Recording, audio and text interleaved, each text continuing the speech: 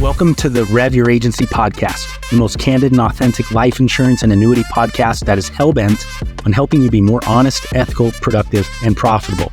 Tune in and you're going to get exclusive access to the industry's top tools, tips, tricks, and resources from the biggest and most effective producers on earth.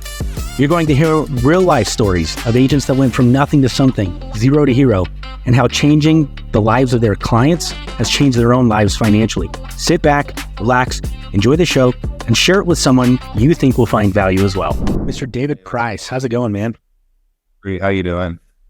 I'm good, dude. If I could just get people to quit thinking that I'm going to recruit all their agents away, my Lord. The hell? Nah, man. Nah, I get it. It's kind of the industry we're in, you know? Yeah, it's not like on purpose, right? It's just, they see someone on stage, they get their attention, they start following, and I mean, obviously we're always trying to recruit all the time, right? Some people more passively than others, right? But we're not trying to recruit. But yeah, I had some agents. When I spoke at 8%, I didn't even tell any agent I was speaking there. Is this mic on? Can you hear me? Can you hear that again? You can hear me okay, right? Yeah, I can hear you. We're recording too, but I'll just tell my team, anything you need us to cut out, I'll have my team cut it out before we publish anything. Okay. Yeah, no problem. Yeah, I was just going to say, I didn't tell anyone I was speaking at 8%, and agents showed up there, and almost only a few showed up, but they're all gone now. So, but yeah, dude, that's kind of the thing I was saying though, is like, we not only do we not recruit, it's not even passive recruiting. I don't have a downline. I don't run a downline. I don't want a downline. I have people. I think like Roger Short was speaking though, right? Was he? Roger Short was there. Someone I saw in your lineup. There's someone on your lineup that recruits. Yeah, I had a few people in my lineup that do some recruit, like Tony Merwin, but he's on the Medicare. That's who it was. Tony Merwin. That's who it was. Yeah. Tony's pure Medicare though. I don't know if the dude's ever sold a life insurance policy. All life insurance agents are wondering how beautiful Medicare is, because Medicare agents make it sound like it's the best. Which is hilarious because they're all about to be out of business. So like we had Medicare agents there because they were like, holy shit, I got to figure out how to sell life insurance or otherwise I'm screwed. Yeah, I know, it's crazy. Yeah, because I hire Medicare agents all the time. Yeah, I mean, my whole thing is I hire a lot of agents. I run ads to hire agents, but I don't do anything aggressively to hire agents ever. I mean, I don't recruit.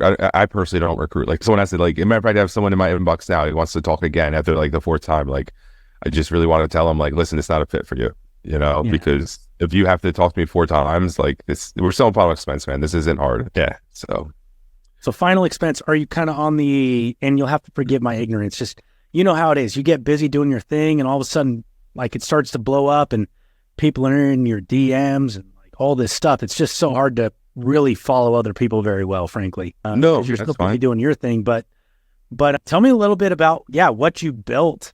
Let's get into that because that's what this podcast is about. I want, short little impactful episodes for people to see what's possible. If they want to come follow you, great. I would love nothing more than that, but maybe they don't. I'd like to give them some value without expectations anyways. So, what's a David Price story? So this is how the beginning of the podcast starts, or? But yeah, I mean, sure. Like I say, we keep it pretty casual here. I don't have an official intro or outro. My team will cut in and out. They do all the editing.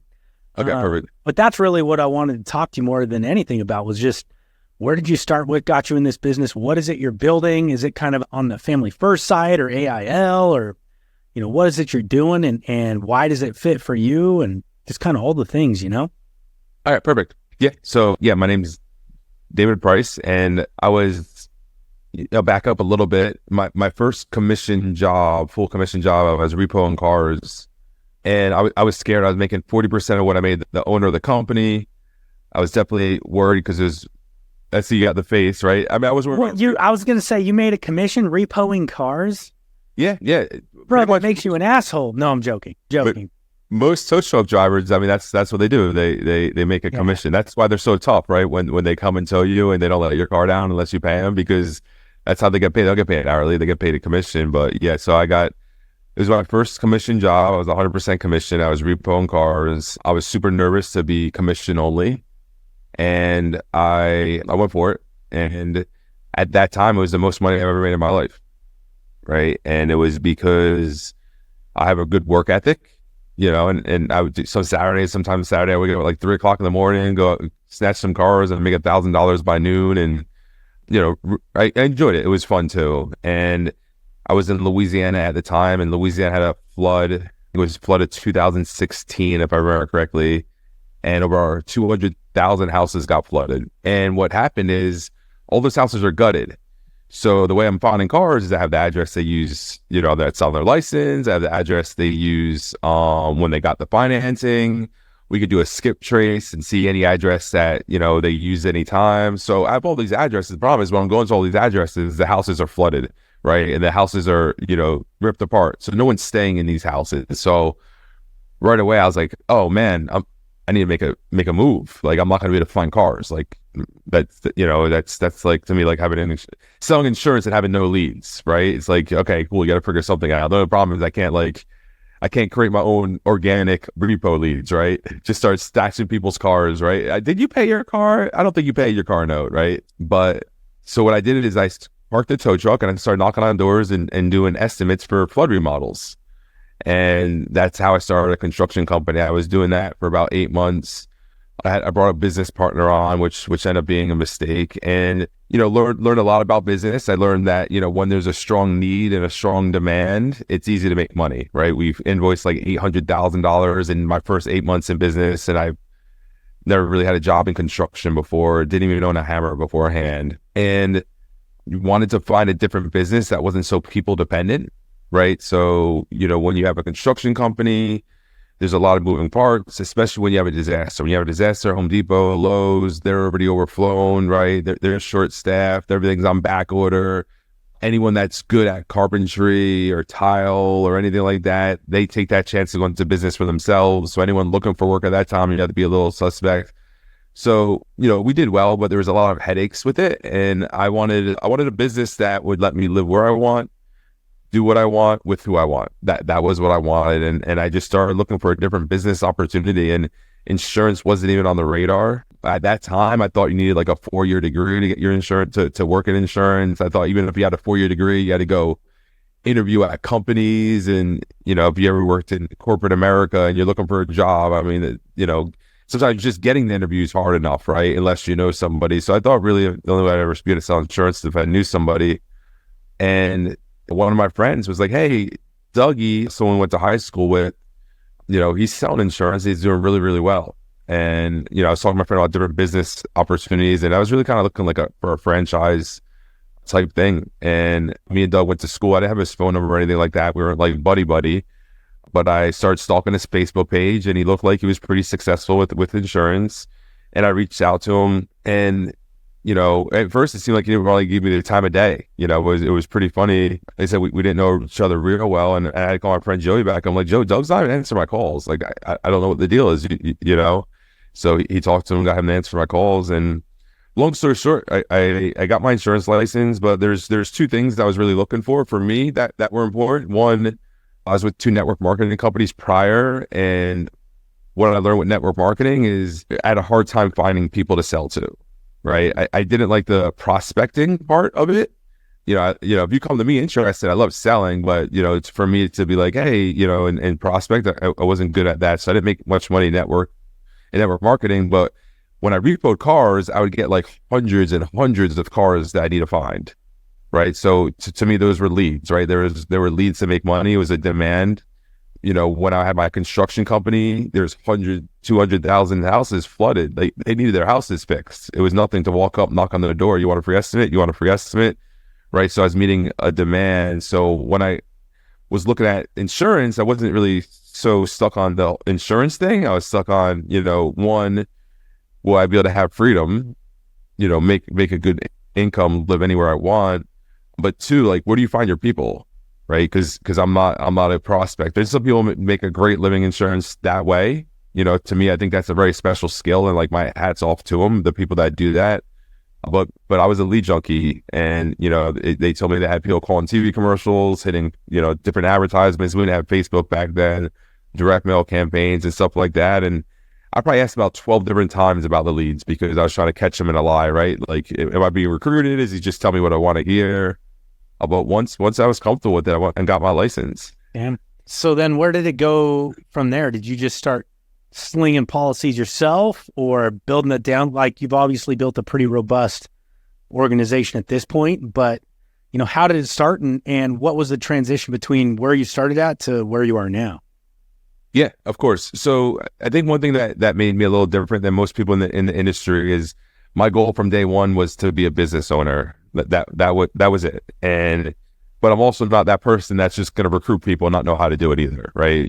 We have those people in the industry, and some company that's their business model, and that's works for them happy. That's fine. But for me, I knew how to jump in the trenches, and I needed to learn how to sell. So I started as as final expense, and I started as a field agent that door knock direct mail leads, right? You mail out the mailers, they fill it out, they mail it back. I wouldn't even call, show up to the house with the lead. Hey, you filled this out, get in the door and do a presentation. Probably got 30 leads every single week, no matter what happened the week before. First house at 9 o'clock every day, got home 10, 11 o'clock at night, most nights. Probably did 2-3 years worth of work compared to a normal insurance agent my first year. And to me, like I tell people, I had tears in my eyes my first year. Like, it was so uncomfortable. My first 6 months, I didn't really make crap, right? And back up a little bit, before I got my insurance license, I actually went to Puerto Rico for 7 months working after Hurricane Maria. And the least I could get paid while I was there with my contract was $5,000 a week. So I went from wearing cargo shorts and flip-flops, all expenses paid, living on the water in Puerto Rico, St. Thomas, St. Croix, equal parts, about 2.5 months each, never making less than $5,000 a week with zero bills and all my food and everything covered, to putting on pants and shoes and walking in the Florida sun and knocking on doors. I absolutely hated it, right? I didn't like it at all. Super uncomfortable. My first 6 months, my 1099, I started in May. My first 1099 was like 20 grand. Actually, Hurricane Michael happened, and I did some work there for 3 weeks while I had my insurance license. I made 30 grand in those 3 weeks, and which was more than I made, May to end of the year selling my insurance with putting a ton of work in, working 80 hours a week. And that had a lot to do with my mindset wasn't right. That had to do with me trying to recruit, trying to train, like trying to do all these things instead of what I really should have focused on was like really getting good at selling final expense at first. It's a mistake that I made that I coach people not to make now. But about 6 months into this business, like I said, Hurricane Michael happened. I was doing some emergency power restoration for a company. The client was Verizon, so we made sure their cell phone towers had power when no one had power in the panhandle of Florida. And all my contractor friends are calling me like, "Hey, we working? You already there? Hey, we're ready. And I knew I could have made a ton of money, but again, I had to go back to why I got my insurance license. Right? I wanted to do what I want, where I want, with whoever I want. And I knew disaster work wasn't going to let me scale and be able to do that to the level I wanted. And I thought about quitting. And then all of a sudden I came to the realization, like, if I quit right now, I only have 6 months in the business. I can't really say I started. There's not much in life that you can do for 6 months and say you quit, right? Give me 6 years and then quit. That's a quit. And lucky enough, I was humble enough. I think, if I was in my 20s, I probably wouldn't have been able to come to that realization. And then I realized, like, every problem was my own problem. I had to stop blaming everything else. And it started with my mindset. And I just got really, really focused on working on my mindset. And this is probably like right around December of 18. And then by June, I had an agency by June, and we did over $100,000 a month in issued business in the month of June. And it never went down from there. It just continued to go from there. And it was just, my mind got right. June would have been about a year of me being in the field. The month of June, what happened was I had a bunch of agents, or a strong, small little team at the time. Like I said, we just did 100,000. So I can't say a bunch, but we had 5 or 6 really good agents, and they all were newly licensed. I think all of them were personal friends beforehand, and they were just kicking butt. They're doing $20,000, $30,000, $40,000 a month on their own pen, just like crushing it. I got 30 leads one week, and I'm just driving circles around the neighborhoods, taking phone calls. I didn't get in one house all week, and then the following week I got 30 more leads and did the same exact thing. And I was like, all right, I guess it's time not to sell anymore. lucky enough, the overrides were enough to pay my bills at that time. And that's when I got into full recruiting, training, and mentoring. And that's, I think a lot of people would have relaxed at that time, but that's when I started getting really excited. And I just had a desk in my house and just, worked my butt off of trying to figure out how to bring on more agents and how to help them. Yeah, that's pretty incredible. So do you mind if we get like super I mean, I'm going to get super candid anyways, but I hope you don't mind. That's my thing, man. Don't worry about it. All right. So let's go with some candor. So in our business, like 90% of complaints from new agents come from, at least on the life insurance side, come from the final expense, mortgage protection world, and or network marketing worlds. They just do, right? And a lot of that complaint is leads are bullshit. Like, I'm joined a company and all they do is to tell me to buy their leads, and nothing comes of it. Now, I don't believe that because, hey, a lead, that's just as good. That's just as easy to chase as like, hey, go learn how to, make your own leads. And that's one of the things we coach people on. It's less, buy leads, more go do your own, and kind of a different side of the business. Like, you're on one side, we're on another. But I hear a lot of complaints from folks coming out of your side of the business, and they're like, yeah, they just want me to buy leads, and it never turns around. So what I want to know, and what I think a lot of people would like to know, is what is the difference? Because I see the viability there in your side.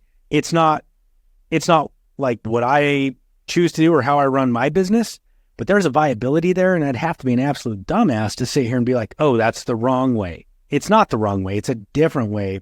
So what's the difference, I guess, between somebody that has an experience like you had, maybe not that first 6 months, but as you started picking it up, and somebody that 2, 3, 4 years in ends up quitting, like you were saying, and all they had to look back on was, well, that sucked. All they did was try and sell me leads, and it was garbage the whole time. You know what I'm saying? Yeah. I mean, the fortunate thing for me is that I can really share a lot of experience. I mean, I've literally hired thousands of insurance agents. I mean, just last year, my organization, we brought on over 25 newly licensed insurance agents, right? And that's not like 25 people interested that they got agent numbers, they could have wrote business. Unfortunately, the majority of them don't, right? Because of lack of commitment. I was just talking to one of my managers, and we literally hire agents and then can't get in touch with them. They literally get an agent number. They don't answer calls. They don't answer text messages. Like, I don't know. They just go to this place, right? It's the woozy wazy thing, right? Right. They just disappear. But what leads do, in my opinion, leads are the lazy man way. That's, there goes my phone. That's the thing, right? The leads are the lazy man thing. At least I was with some network marketing companies. Knowing what I know now, I think I would be successful with network marketing, only because I understand the amount of activity that needs to be put in, right? So if network marketing doesn't have leads, that means I am pulling out a phone book, right? I'm calling all my friends and family. Like, I know how many times I got to dial the phone a day. I know how many times I got to do presentations. I know how I got to ask for, like, I know that because I know the blueprint of what success looks like, right? So if I'm not doing it with the leads, I have to do it without the leads. Now, the leads just make it a little bit easier for like that little mental thing, like, oh, he already wanted some information about this, so it's okay for me to call him about it. Now, what tends to happen is, I'll tell you a story. So I went to, every few years, 5, 6 years, I buy a new TV. I like to buy the nicest, greatest thing, put on my best side credit card, right? 24 months interest free. So I'm researching this TV on what TV I want to buy. And I'm researching for months. I used to waste so much time doing this stuff. I'm glad I don't do it anymore. And I finally decide what TV I want. I know how much money it is. I know where it's at. I go to Best Buy. I walk in. As soon as I do, the salesman walks right up to me and says, "Can I help you?" I said, "No, I'm just looking." And as soon as I said that, I stopped for a second. I'm like, this is ridiculous, because it's not even like it was like I'm getting a frying pan that I could actually get and walk out with. I actually need the salesperson to help me. And that's what happens with leads, right? When somebody gets a lead and they get called, you get that form of "I'm just looking." And somebody that has no experience working leads, they think a lead's supposed to be a lay down. "Oh, you're not interested? Oh, I'm so sorry for bothering you." Right? And that's the thing. So I always teach, right? Leads give you an opportunity to talk to somebody, but more importantly, it gives you a chance to get an education. I tell my agents, you work 1,000 leads this year, you will be a completely, hope you love my effects. You work 1,000 leads this year, you will be a completely different person at the end of the year because you learned how to work leads. And it's funny too, because we preach, get leads, get leads, get leads, get leads. Because for me, I got 30 leads every single week when I was in the field because it gave me a place to go, right? Because when I was with the network marketing company, I had products that I thought were great to sell. And I'm not, there's nothing wrong with network marketing. People make a great living doing that. Again, anyone that makes 7 figures in network marketing, you have a special skill, and my hat off to you too. But for me, when I would wake up, I'm like, all right, well, who am I going to sell these shakes to? I'm going to find someone to sell these shakes, right? Like, I didn't have a system to actually create leads. I didn't realize how many leads I need to create today. I didn't realize how to reach. I didn't realize all those things. When, you got somebody calling in TV commercials, hey, how you doing this day with seeing life? You just call into a TV commercial, you're looking for yourself or a loved one, real simple, right? It's just a simple thing. And if they say no, you do it again. And when they get stuck on one person, I ask people, like, did you run out of leads? Because we don't ever, right? So it's just a different thing, but I think it's just a lazy way to do it. I think people that get leads, the next step, once they learn how to work leads, they need to get better at referrals. They need to get better at those things because it will make them more profitable. But yeah, that's just my experience. So if I look at all my top earners, they do it with leads. Like, I don't have a top earner that does it with referrals. I know people in the insurance industry that make great money with referrals, right? Don't get me wrong. But again, it's a skill that they learn. Just like working in the leads is a skill, right? They're both skills, right? Asking for a referral from a client is another skill as to working a lead. Yeah, no, I get it. I think it's different strokes for different folks, right? Like, some people would rather ask for referrals all day. Some folks would rather like pound leads, and I don't know, there's so many that's one of the things I like about this business, to be honest, is that I'm not going to say that there's not a wrong way to do it. There's definitely a wrong way to do this business. There's definitely a wrong way. But there's so many right ways, there's so many right ways to do it and to be like super, super excellent, frankly. So no, I definitely appreciate that. So tell me a little bit more about like, what are you working on? What's your next goal you're trying to reach? Or, I hate the word goals, frankly. I know we should all set them, but I hate the word goals. Like, what is it you're trying to accomplish? What lifestyle are you getting to next? What word do you use if you don't use goals? What word do I use if I don't use goals? I just ask myself, what lifestyle am I trying to get to next? I like it. That's what it's about, right? The lifestyle. There's a lot of people that make a lot of money that are still slaves to their business and stuff like that. Yeah, because like I've found, like, for me at least, and again, there's more than one way to do it, but for me, it's not about, goals are very metric oriented, and I think actions should be very metric oriented. It takes actions to achieve things. But when I'm talking about goals, I want a narrative. Like, I want to know, I want the 5 senses. I want to know what it feels like, what it tastes like, what it smells like, what kind of cologne am I wearing when I'm there? Does the air smell like fresh powder in the Alps, or does it smell like, sea salt at the beach? Like, that's what I want. A goal for me, like, fuck a goal. I want a narrative, and then we'll build everything in beyond that. And so I guess that's what I'm asking for you. What's the narrative behind where you're trying to get to next? Yeah. So, just numbers wise, like I said, we hired over 2,500 insurance agents last month, and some of them got licensed with us. We did a big target for licensed agents last month. Actually, the foundation of my business was built with non-licensed people. So one of the goals is we want to create more agents this year.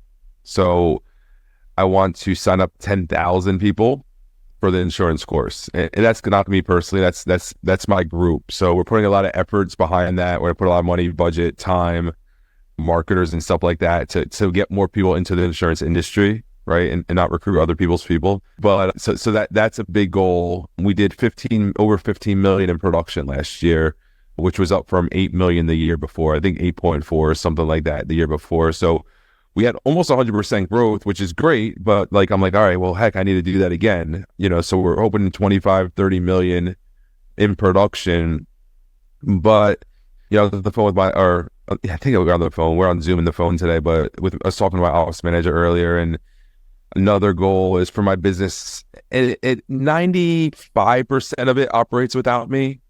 Realistically, there's a couple little freaking things that I do, mostly is Zoom trainings. I added a bunch of Zoom trainings just recently to try to get some more people plugged in.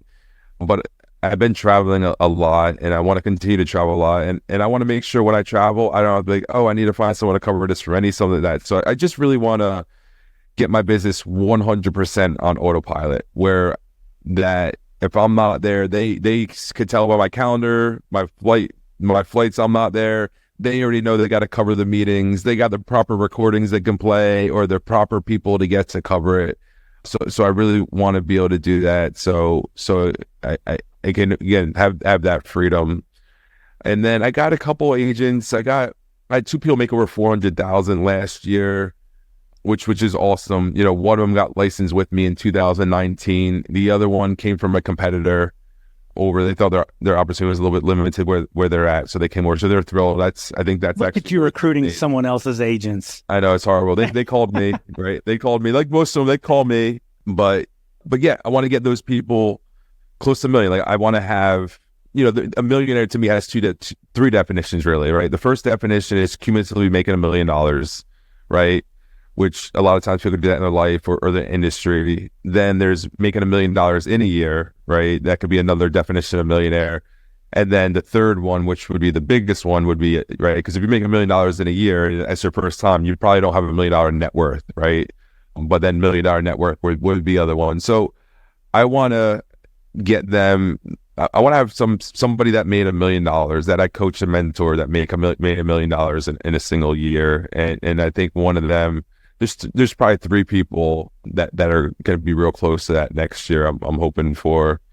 It might take another year or 2, but that's definitely a goal. So those are some of the things. On the personal side, I want to buy. This is my little apartment, my humble apartment over here in Puerto Rico on the water.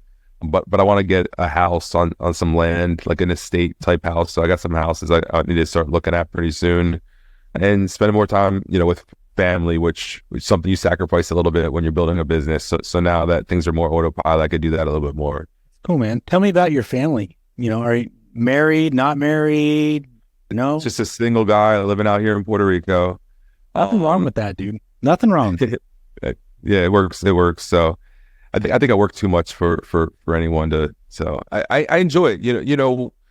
It's crazy because I'm just telling you, I'm trying to autopilot my life so I don't have to work. Right. But yeah. To me, there's nothing more exciting. I mean, it's earlier when you're at 7:30 at night, right? For me, and it's like, Dave, why are you working at 7:30 at night? But I enjoy this stuff, and I really enjoy working. I compare it to somebody who likes to restore an old car, right? To me, that's work. Like if you told me, hey, help me restore this old car, I'm like, man, that's work. But the person doing it that loves it, that's not work to them. And that's what I feel like when I'm building my business and I'm helping mentor people and helping them build their businesses. I don't feel like it's work. So when I sit there and I wake up and it's Sunday and it's 5 a.m. and I'm up and I'm like, oh, I guess I'll get some more work done, right? And that's the thing I really enjoy. I'm sick with it. I know, but you make faces laugh. I feel it, man. I feel it. I've got a wife and 2 boys, and I'm still that way. And it's the fight of my life because, like, the longer I've been married, the longer I've had my boys. They're 7 and 9 years old now, and it's like I just want to pour more into them.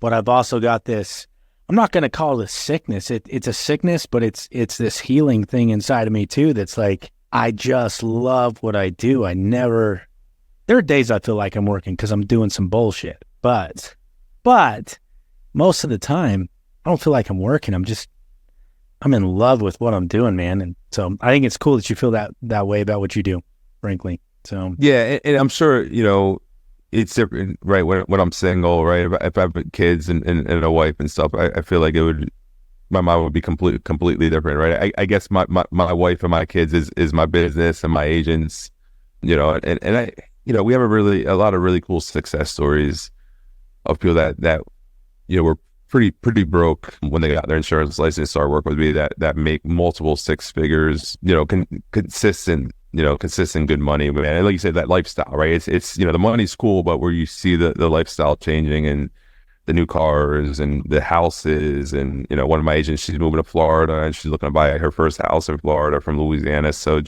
just seeing a lot of those things are really cool, and it's enjoyable, man. It's such a good business, right? And it's such a big business, there's so many different things you can do. Like to me, you know, if someone is in the P&C side, like it's still insurance, but to me it's different, right? It's a lot different than what I do. You know, if someone that sells infinite banking and stuff like that, I feel like, again, we're both in insurance, but I don't feel like I feel like it's completely different. Like it's not even the same business, you know. And not saying it's better or worse than the other, just different.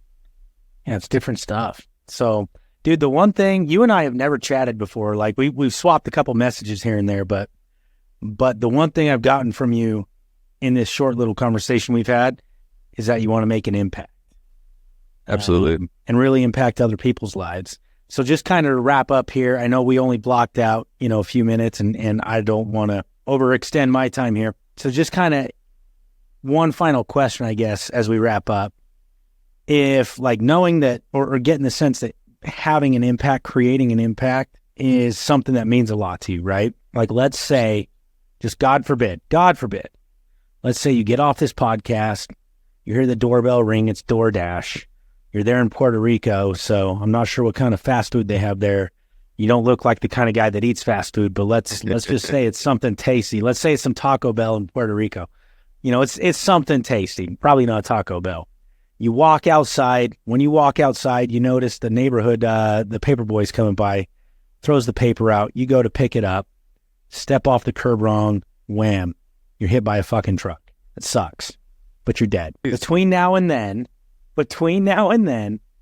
if one person had the opportunity to pick up the phone, give you a call, and get 2 minutes of your advice, the last piece of impact you could possibly give to a person, what would you hope that they would ask you for? Man, so the last question was going to be the hardest question. We should have started with this. No, I love it. So the DoorDash guy led me out to the paperboy, and the truck hit me. Yeah, truck hit you, but somehow in between where you're at right now, but getting hit by that truck, one of your agents gave you a call, or somebody who was thinking about becoming an agent. You had one last opportunity to just give value to the world. What question would you hope that they would ask you, and what value would you want to give? I mean, the biggest thing that helped me along my journey. So, you know, we didn't get too much into my personal life and where I was before insurance, but I am a recovering drug addict, and I used drugs for about 20 years, and lucky to be alive. I got over 10 years of sobriety, and that's, you know, complete absence from any kind of alcohol or drugs. And kudos, dude. Kudos. That's huge. Thank you. I appreciate that. And before that, I had this attitude of, I'll figure it out myself. I don't need to ask for help. I got this. And, you know, it was actually, you know, if you look at a 12-step program is really a self-help program. And, you know, I ended up in a 12-step program, and I didn't even go there for myself. Again, my ego told me that I was good. I had control over what I've done, but I obviously didn't. So I brought someone there and was there as a supporter. And when I was sitting there in this, you know, room, and listening to people talk, I just started crying. And I didn't know why I was crying at the time. I just started crying. And I had nothing at all. We took a taxi there. I had 2 bags. I was sleeping on my grandma's couch. This was like 11 years ago, right? Dead broke, you know, and I'm, you know, worth 7 figures now, right? And have a 7-figure income, right? So like completely changed. I got to live two lives. But I believe the biggest thing that gave me the ability to get to where I'm at now was to realize that I don't know, right? Somebody said something and they said, your best thinking got you here. And I don't care who you are or what level of your life you're at, right? My best thinking got me where I'm at here. And if I'm happy where I'm at, that's great. But if I want more, I need more information, right? I need to talk to somebody that knows something I don't know. And, you know, and now we're looking at bigger things to scale. But when somebody isn't happy where they're at, and that could be with anything, it has to do with them, and it has to do with their thought processes, you know? So when I told you that I wanted to quit 6 months into this business, and I was humble enough to realize all my problems were because of me, it's because of what I learned in those rooms about, you know, my best thinking got me there, right? And I really So if I could get any message to any person in the world, it's really, you know, don't talk as much, listen more, right? And really understand that if you want something different, you need to do something different. And I don't care if that's losing some weight. I don't care if that's, you know, relationship with your wife or your children, making more money. You just can't keep doing the same thing and expect to have different results. Dude, that's huge. That's huge. I appreciate that response. It's probably the first time within a short mode notice. So yeah, no, I've asked that question or a version of that question. I like to find interesting ways to kill people off. But I appreciate it. Yeah, you know, we got to keep it creative. But yeah, that's probably the first time anybody's answered with that. So I really appreciate that. That makes me think I talk way too damn much. That's it, man. I'm trying to increase my income drastically this year, and my whole thing, and that's why I recently joined Apex. You know, my whole thing is I just have to find more information. Like that's it. Like I need to find there's something I don't know. And someone said something, trying to remember who it was, but you know, basically, let's just use a big number. Let's use $1 billion, right? It's costing me $1 billion a year, not knowing how to make $1 billion a year, right? It's the information we're missing. Dude, I think that's huge, man. I think that's huge. Well, shoot, dude, where can folks find you if they want to come follow, get licensed, or maybe leave their current place of, you know, whatever. Listen, I'm not going to solve anyone's problems. But yeah, I mean, if you Google David Price Insurance, I got a really common last name, so I put insurance there. But if you Google David Price Insurance, you should be able to find a lot about me online.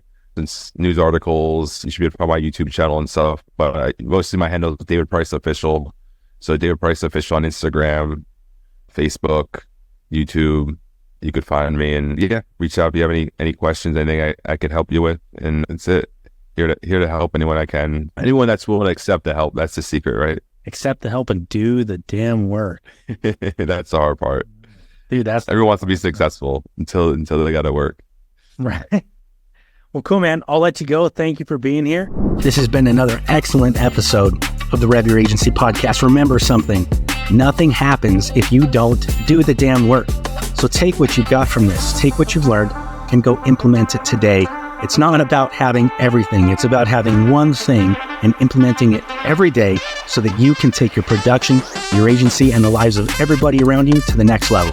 If you could use some help with it, hit us up at revagencysyndicate.com and jump in. We run a mastermind that is dedicated and hell-bent 10 times more than this podcast could ever be into helping you have the education, collaboration, and accountability that you need to go to the next level. Whether you are captive, independent, whether you're life only, or you focus on multiple lines, it doesn't matter. We're here to help. Let us help you.